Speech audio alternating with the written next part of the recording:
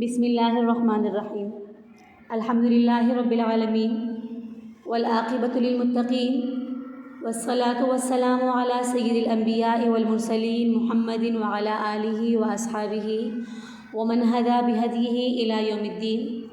اما بعد، عزیز طالبات، السلام علیکم ورحمۃ اللہ وبرکاتہ. مذاہب کے دلائل اور اس طرح ان پر رد ہم پڑھ رہے تھے. آج کے درس میں معتزلہ اور خوارج کے دلائل اور ان پر رد پڑھیں گے. ادلۃ المعتزلۃ والخوارج والرد علیہم.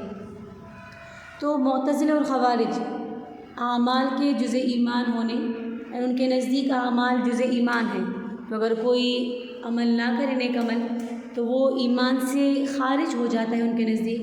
اور اس طرح مرتکب کبیرہ کے مخلد فی النار ہونے پر ان کے نزدیک کبائر کا ارتکاب کرنے والا وہ ہمیشہ جہنم میں رہے گا. تو ان پر ان کی دلائل مندرجہ ذیل ہیں. نمبر 1، قرآن میں ہے کہ وَإِنِّي لَغَفَّارٌ لِمَن تَابَ وَآمَنَ وَعَمِلَ صَالِحًا ثُمَّ اهْتَدَىٰ، کہ میں ایسے لوگوں کے لیے بڑا بخشنے والا بھی ہوں جو کفر اور معصیت سے توبہ کر لیں اور ایمان لے آئے اور نیک عمل کریں پھر اسی پر قائم رہیں. تو یہاں پر اب ان کا وجہ استدلال یہ ہے کہ اس آیت میں مغفرت کو 4 امور پر موقوف کیا گیا ہے. تو معلوم ہوا کہ مغفرت کے لیے صرف ایمان کافی نہیں، بلکہ عمل صالح، توبہ اور ہدایت پر برقرار رہنا بھی مغفرت کے لیے دشوار ہے. تو اس کا جواب یہ دیتے ہیں کہ مغفرت سے مراد یہاں پر مغفرت کاملہ ہے، اور مغفرت کاملہ سے مراد منجی من دخول النار ہے، اور نجات من دخول النار ہمارے نزدیک بھی انہی 4 کاموں پر موقوف ہے. تو یہاں پر مغفرت سے مراد مغفرت ناقصہ مراد نہیں جو منجی من خلود النار ہے. اور دوسرا جواب یہ بھی ہو سکتا ہے کہ اس آیت میں یہ بیان نہیں کیا گیا کہ جو شخص ان 4 امور کے مجموعے سے متصف نہ ہوگا تو میں اس کی مغفرت کرنے والا نہیں، کیونکہ یہ مضمون تو مفہوم مخالف سے نکلتا ہے جو قابل استدلال نہیں، خصوصاً عقائد کی باب میں. لہٰذا ان کا یہ کہنا درست نہیں. دوسری دلیل معتزلہ اور خوارج کی قرآن کی آیت قوله تعالی والعصر ان الانسان لفی خسر الا الذین آمنوا وعملوا الصالحات تواصوا بالحق وتواصوا بالصبر. تو معلوم ہوا اس آیت سے کہ عمل صالح کے بغیر انسان کے لیے خسارہ ہے. تو اس کا جواب یہ دے دے کہ اس آیت سے آپ کا استدلال اس پر موقوف ہے کہ خسران سے مراد خلود فی النار ہو، جس کی کوئی بھی دلیل آپ کے پاس نہیں. ہم کہہ سکتے ہیں کہ یہاں پر خسران سے مراد دخول فی النار ہے، نہ کہ خلود فی النار. تو دخول فی النار اگر مراد لیں تو پھر درست ہے، اور خلود فی النار مراد لینا یہ درست نہیں. تیسری دلیل ان کی وہ تمام آیات قرآنیہ اور احادیث بھی معتزلہ اور خوارج اپنے استدلال میں پیش کرتے ہیں جن میں مغفرت کے لیے ایمان کے ساتھ عمل صالح کی بھی قید لگائی گئی ہے. تو ان کا جواب یہ ہے کہ ان میں مغفرت کاملہ مراد ہے، یعنی دخول نار سے نجات. اس طرح ان تینوں دلیلوں کا ایک الزامی جواب یہ ہے کہ ان میں عمل صالح کا عطف ایمان پر کیا گیا ہے، جو ان دونوں کے درمیان مغایرت کی دلیل ہے. تو معلوم ہوا کہ ایمان اور عمل 2 الگ الگ حقیقتیں ہیں، لہٰذا یہ تو ہماری حجت ہے نہ کہ تمہاری. پھر چوتھی دلیل ان کی اللہ تعالیٰ کا قول وَمَن يَعْصِ اللَّهَ وَرَسُولَهُ فَإِنَّ لَهُ نَارَ جَهَنَّمَ خَالِدِينَ فِيهَا أَبَدًا، کہ جو کوئی اللہ اور اس کے رسول صلی اللہ علیہ وسلم کی نافرمانی کرے گا تو اس کے لیے جہنم کی آگ ہے جس میں ایسے لوگ ہمیشہ ہمیشہ رہیں گے. تو اس کا جواب یہ ہے کہ اس آیت سے آپ کا استدلال اس پر موقوف ہے کہ معصیت سے مراد مطلق معصیت ہو، جبکہ ہم کہہ سکتے ہیں کہ یہاں معصیت سے مراد کفر ہے، نہ کہ مطلق معصیت. تو اگر کفر مراد لے پھر ٹھیک رہے گا کہ جو کوئی کفر کرے تو وہ ہمیشہ ہمیشہ کے لیے جہنم میں رہیں گے، مطلق معصیت یہاں پر مراد نہیں. پانچویں دلیل ان کی کہ اللہ تعالیٰ کا قول وَمَن يَقْتُلْ مُؤْمِنًا مُتَعَمِّدًا فَجَزَاؤُهُ جَهَنَّمُ خَالِدًا فِيهَا، اور جو شخص کسی مسلمان کو جان بوجھ کر قتل کر دے تو اس کی سزا جہنم ہے جس میں وہ ہمیشہ ہمیشہ رہے گا۔ تو یہاں پر ان کا جواب یہ ہے کہ یہاں قتل مومن سے مراد ایسا قتل ہے جو بسبب اس کے ایمان کے کیا گیا ہو یا قتل مومن کو حلال سمجھتے ہوئے کیا گیا ہو، اور ایسا قتل کافر ہی کر سکتا ہے، لہٰذا یہ سزا کافر ہی کی ہے نہ کہ فاسق کی۔ یہ 5 دلائل معتزلہ اور خوارج کے تھے۔ اب آگے اس مسئلے میں معتزلہ اور خوارج کے مقابلے پر ہمارے دلائل یہ ہے۔ پہلی دلیل، ان اللہ لا یغفر ان یشرک بہ ویغفر ما دون ذلک لمن یشاء۔ تو معلوم ہوا کہ ایسی معصیت جو کفر سے کم درجے کی ہو اس سے بعض لوگوں کی مغفرت ہو جائے گی اور بعض کی نہیں ہوگی۔ معلوم ہوا کہ تمام عصاة مومنین کو عذاب نہیں ہوگا۔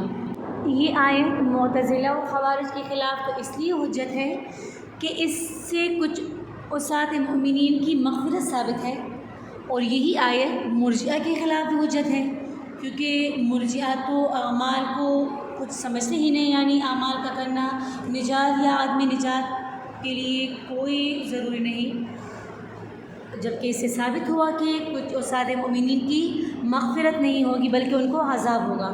تو یہ آیت معتزلہ، خوارج اور اسی طرح مرجئہ کے خلاف حجت ہے۔ دوسری دلیل ہماری نبی علیہ السلام کا فرمان، یخرج من النار من کان فی قلبہ مثقال ذرۃ من ایمان۔ تو یہ بھی عصاة مومنین کے مخلد فی النار نہ ہونے کی صریح دلیل ہے کہ جو مومنین میں نافرمان ہیں تو وہ ہمیشہ ہمیشہ کے لیے جہنم میں نہیں رہیں گے، اور ساتھ ہی یہ حدیث پیچھے مرجئہ پر بھی حجت ہے، کیونکہ اس سے ثابت ہوا کہ کچھ عصاة مومنین جہنم میں بھی جائیں گے اگرچہ مخلد فی النار نہیں ہوں گے۔ تو ان کا یہ کہنا کہ اعمال کا کوئی کردار نہیں نجات اور عدم نجات میں، یہ بالکل غلط ہے۔ پھر تیسری دلیل، وہ تمام آیات قرآنیہ اور احادیث ہیں جن میں عمل صالح کا عطف ایمان پر کیا گیا ہے، کیونکہ عطف دلیل مغایرت ہے، بس معلوم ہوا کہ ایمان اور عمل دونوں کی حقیقتیں الگ الگ ہیں۔ چوتھی دلیل، حدیث جبرائیل میں جبرائیل امین کے سوال جو کہ ایمان کے بارے میں تھا، تو اس کے جواب میں ایمان کی تعریف نبی علیہ السلام نے صرف تصدیق سے فرمائی، اقرار باللسان اور عمل بالارکان کا بالکل ذکر نہیں کیا۔ اگر اقرار اور عمل جزء ایمان ہوتا تو اس تعریف کا ناقص ہونا لازم آتا، جو کہ موجب التباس ہے، حالانکہ جبرائیل علیہ السلام تعلیم دین کے لیے آئے تھے نہ کہ تلبیس فی الدین کے لیے۔ پانچویں دلیل، روی عن رجل من الانصار انه جاء بأمة سوداء فقال یا رسول اللہ ان علی رقبة مؤمنة فإن كنت ترى هذه مؤمنة فأعتقها، فقال لها رسول الله صلی اللہ علیہ وسلم أتشهدين أن لا إله إلا الله؟ قالت نعم۔ قال أتشهدين أني رسول الله؟ قالت نعم۔ قال أتؤمنين بالبعث بعد الموت؟ قالت نعم۔ فقال رسول اللہ صلی اللہ علیہ وسلم أعتقها۔ تو اس سے معلوم ہوا کہ ایمان بغیر عمل کے بھی متحقق ہو جاتا ہے، کیونکہ نبی علیہ السلام نے اس باندی کے بارے میں یہ تحقیق نہیں فرمائی کہ یہ عمل صالح بھی کرتی ہے یا نہیں۔ اس تحقیق کے بغیر نبی علیہ السلام نے اسے مومنہ قرار دے دی۔ چھٹی دلیل، اللہ تعالیٰ نے کافی آیات میں مومنین کو اہل ایمان کہہ کر خطاب فرمایا اور اس کے بعد اوامر و نواہی کا مکلف بنایا۔ مثلاً یا ایھا الذین آمنوا اذا قمتم الی الصلاۃ فاغسلوا وجوہکم وایدیکم الی المرافق۔ اس سے دوسری آیت یا ایھا الذین آمنوا توبوا الی اللہ۔ تو معلوم ہوا کہ عمل ایمان کے بعد کی چیز ہے۔ اگر عمل جزء ایمان ہوتا تو عمل سے پہلے ان کو یا ایھا الذین آمنوا کہہ کر خطاب نہ کیا جاتا۔ ساتویں دلیل، آیات اور احادیث کثیرہ سے معلوم ہوتا ہے کہ محل ایمان قلب ہے۔ سر کہ اللہ تعالیٰ کا فرمان اولئک کتب فی قلوبہم الایمان، اس طرح دوسری جگہ ارشاد ہے ولما يدخل الایمان فی قلوبکم۔ اس طرح نبی اسلام کا فرمان یخرج من النار من کان فی قلبہ مثقال ذرۃ من ایمان۔ اور معتزلہ اور خوارج کے مذہب پر لازم آتا ہے کہ انسان کے جوارح بھی محل ایمان ہوں، حالانکہ اس کی کوئی دلیل نہیں۔ 8ویں دلیل ایمان کے لغوی معنی میں بھی بیان ہو چکا تھا کہ تصدیق بالقلب کو کہتے ہیں۔ اگر اعمال کو جزء ایمان قرار دیا جائے تو لازم آئے گا کہ لفظ اپنے معنی لغوی سے معنی آخر کی طرف منقول ہوا، حالانکہ اس کی کوئی دلیل نہیں۔ 9ویں دلیل کفر، تکذیب اور جحود کو کہتے ہیں، انکار کو جس کا محل قلب ہے اور تکذیب کی ضد تصدیق ہے، لہٰذا لازم آیا کہ تصدیق کا محل بھی قلب ہو، ورنہ تکذیب اور تصدیق میں تضاد بالکل نہیں رہے گا، کیونکہ تضاد کے لیے اتحاد محل شرط ہے۔ تو اگر ہم ایک کے لیے قلب قرار دے دیں اور دوسرے کے لیے اعضاء کو، تو پھر درست نہیں آئے گا۔ پھر آگے اہل سنت والجماعت کا مذہب، تو جمہور متکلمین اور حنفیہ نے ایمان کی تعریف یہ فرمائی ہے کہ پیچھے ایمان کی تعریف میں ہم پڑھ بھی چکے تھے، وہ تصدیق بما علم مجیء النبی صلی اللہ علیہ وسلم به ضرورتاً تفصیلاً فیما علم تفصیلاً و اجمالاً فیما علم اجمالاً۔ تو علم ضروری 2 چیزوں سے حاصل ہوتا ہے، یا تو مشاہدہ اور براہ راست سماع سے، یا تواتر سے۔ اور تواتر کی حقیقت یہ ہے کہ کسی امر حسی کو ہر زمانے میں اتنے لوگ اپنی زبان یا عمل سے روایت کرتے رہے ہوں کہ ان کا تواتر علی الکذب اور خطا محال ہو۔ تو ہمارے لیے دین کی کسی بات کا علم ضروری حاصل ہونے کا ذریعہ صرف تواتر ہے، کیونکہ نبی علیہ السلام سے براہ راست سماع یا نبی علیہ السلام میں کسی فعل کا مشاہدہ ہمیں حاصل ہی نہیں۔ باقی تواتر کی اقسام اور تواتر کے لیے جو عقل عدد ہے وہ آپ لوگ پیچھے پڑھ چکے تھے۔ پھر محدثین کے نزدیک تعریف ایمان کی، تو جمہور محدثین اور امام مالک و امام شافعی کے نزدیک ایمان کی تعریف یہ بھی پیچھے ہم ان کے مذہب میں پڑھ چکے تھے، وہ تصدیق بالجنان والاقرار باللسان والعمل بالارکان۔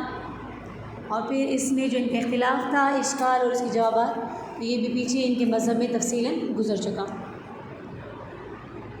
تو دوسرا مسئلہ یہاں پر ختم ہوا۔ انشاءاللہ اگلے درس میں تیسرا مسئلہ کہ الایمان یزید و ینقص ام لا، یہ مسئلہ ہم انشاءاللہ اگلے درس میں پڑھ لیں گے۔ جزاکم اللہ خیر لکم۔ السلام علیکم ورحمۃ اللہ وبرکاتہ۔